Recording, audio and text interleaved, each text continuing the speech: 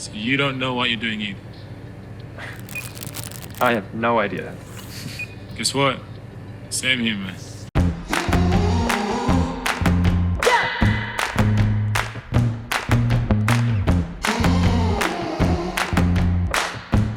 Let's test that theory.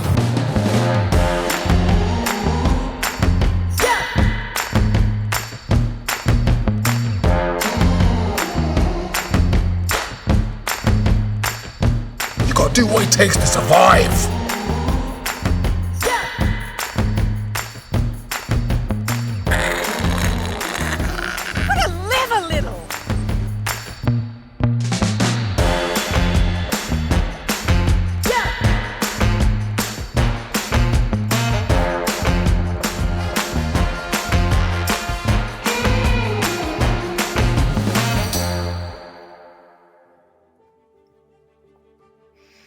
All right, hello and welcome. My name is Michael Jobity, and I'll be hosting this live stream today, as well as the award ceremony on the 25th to 26th of November. Welcome to the 4th edition of the MiraBan UK Film Awards, powered by the MiraBan Company and founded by our festival director, Jay Minari. The MiraBan UK Film Awards, or MUFA, is a British, London-based IMDb qualifying film festival focused on diversity in all-term movies. As a member of Film Hub London and BFI fan, MUFA provides a spotlight for underrepresented, emerging, and experienced independent filmmakers through weekly live stream Q&A sessions, as well as with its in-person career expo and networking opportunities, and an exciting festival event taking place on the 25th to 26th of November at the Bromley Picture House Cinema. If you haven't done so yet, please check out our festival tickets and VIP pass for the event, and subscribe on our streaming platform, Streamoterre, to watch all the officially selected candidates of this edition and vote for your favorite, which will win the Best Film Audience Award. When going to mirabanukfilmawards.co.uk, you can select Art House Cinema on the top banner and then click subscribe. But let's get the ball rolling with our special guest. Please welcome Jordan P. Rousseau from Belgium, a finalist for Best Drama Short, Best Actor, and Best Film Score with their film, Burn the Time, directed by Rasim Ahsan. We also have our esteemed drama juror, Stephen Keat Mills, with us today. So Jordan, it's a pleasure to have you on the live stream today. Very quickly for the audience listening, you have many accomplishments. At a very young age, you discovered your passion for music when you saw your great-grandmother play the piano. It was then that you knew that you wanted to become a musician, and being inspired by the sounds and textures of nature and the beauty of silence. Your style is very minimal and very raw, and you went on to compose the soundtracks for dozens of films, short films, documentaries, and fashion brands such as Vogue, Realms, Samia. And some of your awards include, Honor Award Best Soundtrack for the London International Film Festival, winner of Best Soundtrack for the Europe Film Festival. There are literally over 150 different awards, so I won't name them all, but congratulations, and so happy to have you on the call today. How's it going today? Thank you. It's going very well. Thank you very much. It's a pleasure to be here. Oh, the pleasure is ours. So obviously this film, the score, we were kind of chatting just briefly before the live stream. When you look at the process of building, compositions, obviously you kind of started with piano. Do you find that when you approach building compositions for films, do you start on the piano and start with chord progressions, or do you, because I know you mentioned too that you have a strong connection with nature and kind of like the minimal, aspects of nature. Where does that inspiration start? Like, what's your first move? For me, everything can inspire me when it comes to sound. I can listen to rain and maybe use that as a texture in a new piece of music. So it all starts sense with the noise that I have, the sound that I found. Then I would quickly move on to, I think 99% of the time, a good chord progression does it, and then find a melody afterwards. That's always the last thing that I do in my compositions. But everything can inspire me, from reading a good book to just sitting outside enjoying a cup of coffee, for example. There's so many things. I can't really put a finger on one thing that always keeps me going. And how do you capture that? Do you have like a notes tab? I know some people use like the notes on their phone, or do you have a journal where you write it down? Because I know sometimes you might be in a random place and you're like, Oh, I'm going to forget this tune, so you have to kind of jot it down. Yeah, the recorder on my phone is my best friend. Gotcha. That one has been overused, I think, right now. Awesome. Well, I'll hand it over maybe first with Steven yourself, if you have any questions for Jordan. Sure. You know, when you approach a film like Burn the Time, I noticed, like in the first part of the film, there's no music.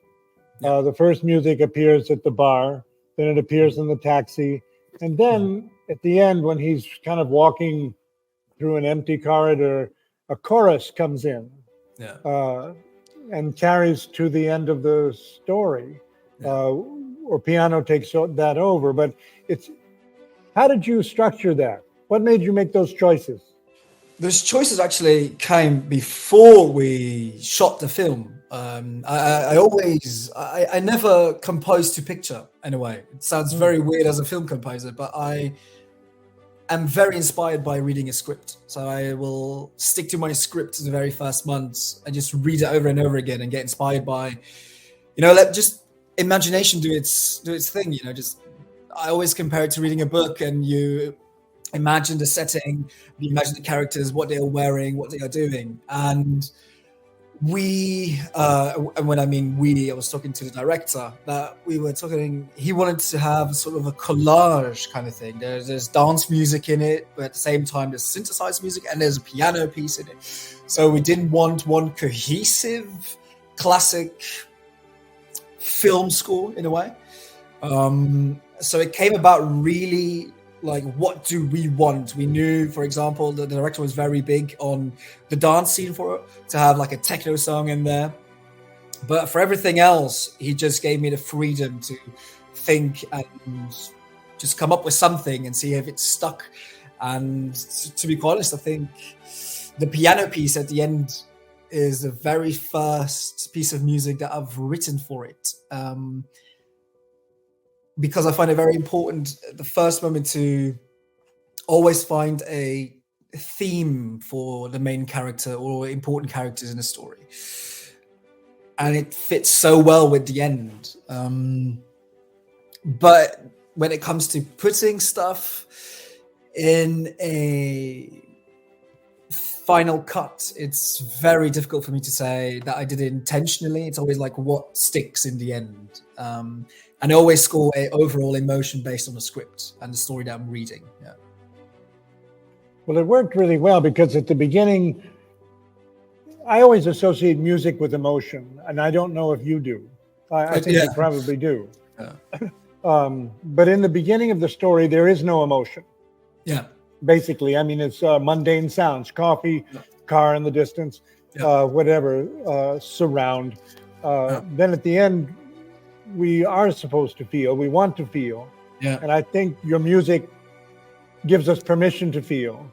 And that's an interesting part, because we really were thinking about this as a character at the end of his life. He has lost it all. So he basically has lost every meaning of feeling anything. He has disconnection with his son that he has. He's lost his wife.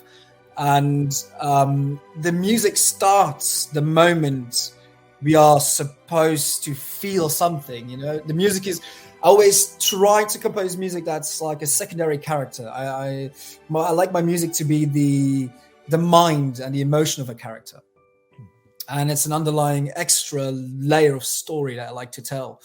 So that's why I think it starts in the bar. When it starts actually very diegetic, coming through speakers, and it slowly morphs into the dance scene, and the more we progress, it becomes more personal and personal.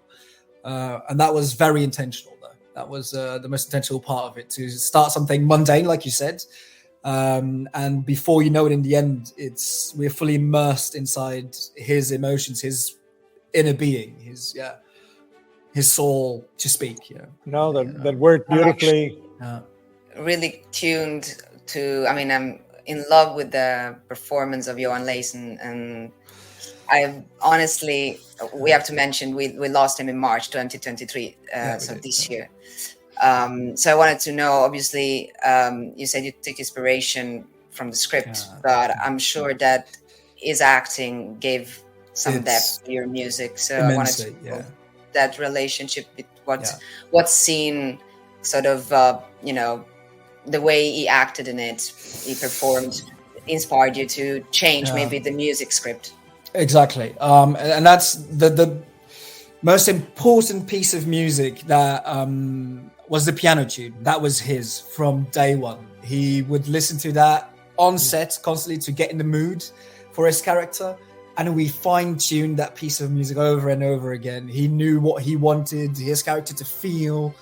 And it was a constant back and forth. He basically co-wrote that piece of music, the piano tune. That's the most important tune in the entire film. And yeah, his performance had such an impact on the emotion that it had. You know, he was a wonderful actor, and I couldn't have written anything if it weren't for his performance, to be honest. I always mention that he co-wrote it in a way. You know, he didn't touch a piano or whatever, but it just through conversations and what he liked and how he performed, he shaped the music that it is today. Yeah, is loneliness, to be honest, with your music, it seems a conversation without words. It would throw out, it make me think of Mendelssohn sometimes, song without words, the sort of the theme, not because of its similarity in the composition so much, but because of the way, he's on his own, but he leads the story forward, and you stay tuned till the end. It's one of those films that, without speaking too much, it actually delivers such a powerful, strong message, regardless of how people think about the decision of the character in the film. It's insane, and it's very beautiful how you mentioned the conversation between, because one of the ideas we had when it comes to music that we learned from a very early age that his wife passed away. And it was one train of thought that we had, like, what if we use the music to be the voice of that one character that's never there, but also very important, his wife. And through changes that, that we stuck with it. So it, like you said, it's a kind of conversation that we're having. It's, in a way, especially again, the last piece is the most important one. That it's a conversation between him being the piano and the solo voice that you hear. That's his wife actually singing to him like a kind of lullaby. And yeah, it's a constant back and forth, because like you said, he acts without saying much, but you see his pain, you see his loss in this character, that he lost it all, he's done with it all, and I think his performance just makes the entire film what it is nowadays. Were you often on set throughout the No, sadly enough, I wasn't on set. No, because I think we filmed it during Corona, so it was very difficult to be on set. Especially, I had no business being there then. So no, I only got it through pictures and online meetings, that kind of stuff. Sadly enough, wasn't on set. No. Right, and for the people that actually want to, become film composers, so a more related question towards, what kind of softwares. You mentioned Final Cut, which I assume it's because of the relationship between the video and the music. But what would you suggest for people that want to work in this industry? What would inspire? To the things you should get, or just how? Let's say someone wants to start and they will come to you. I want to be a film composer. What would you tell them to do, except from going to a film school or a music school? Be a wonderful human being. That would be my first thing. This is a team effort. There's no such thing as my soundtrack. This is the soundtrack of everyone who worked on the film. Same thing as the performance, the script. Everyone is important when it comes to a film. It's not just one thing. So be a team player. Just work with people. Humble yourself from time to time, and know your place in it all. This is a team effort. It's a big group of people doing it, from catering all the way to the main character, the main actor. We're all working together to create art. So first of all, be a wonderful human being and learn to work together with other people. Yeah, that applies to every department. It does. Yeah. So specifically, if they want to, let's say, approach them technically towards music, what would you recommend? Have a own style, I think, nowadays. Because when I started, there are a lot of good composers out there, amazing, way better than I am. But they all had that Hollywood sound that everybody, they all sound the same in a sense. So try and be unique, you don't have to be good at composing for orchestra to work in film, for example. Have your own sound. I think that would be that would be the main type of information I can give. Yeah. Thank you. Yeah, no, I just want to echo that. I love that. I think having your own sound, it's easy because it helps you kind of cut through, and you might be able to, evoke some new emotion when you have that in conjunction with the visuals, right? So there's been many examples of that in the past, and I think that's great. And then also combining that with teamwork and being able to work with others, because it is, as you mentioned, a team effort, and having that final product be based on all the different skill sets that everyone has around you. But we are, I guess, towards the end of the live stream. But I just want to give a special thanks to yourself, Jordan, for coming on, sharing your experience, your creative process, your excitement for composing, and how there's so many different things you have to think about, right? It's not just strictly making a song. You have to understand the characters, the themes. There's so many different moving parts, and you kind of have to balance all of this and then have the final product. So I think you really helped us dive into that whole process. And congratulations again on composing, Burn the Time. So special thanks to Jonathan and Stephen for joining us. And with that, I'd like to mention just some very quick reminders for the audience for our next set of live streams. So all shortlisted candidates will be available on our streaming platform from the 25th of October until the 3rd of December. And you can vote for your favorite to win the Best Film Audience Award. And you can do that by visiting the MUFA website, click on Films and Streaming, and subscribe to streamaltair.com. When you go on the website, you can look at the banner at the top, click on Art House Cinema, and then you will be able to subscribe. And a final quick reminder that the award ceremony will take place at the Bromley Picture House Cinema on the 25th to 26th of November. And don't forget about the exciting Career Expo and networking opportunities as well. With that, I just want to give a special thanks to Jordan, to Stephen, and to Jay for being on the live stream today. You've inspired all of us. So thanks again and congrats. Thank you, Jordan. Thank you very much. Thank you very much for having me. Thank you.